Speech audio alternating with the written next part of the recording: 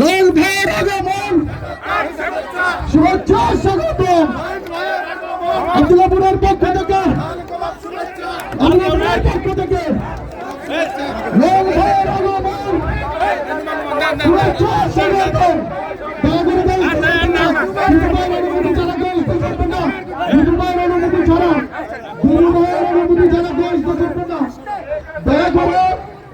সামনে যারা আছেন তারা একটু অনুমতি ছাড়া কেউ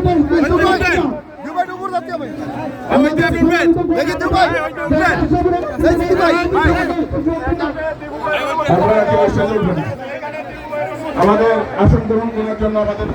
শ্রদ্ধা জন্য এবং আনন্দ